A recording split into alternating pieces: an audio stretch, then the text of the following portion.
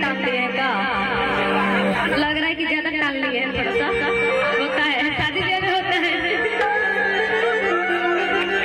कि अरे के करो से कर में दिया हवा नहीं रहा तो दुधावा के धोवा।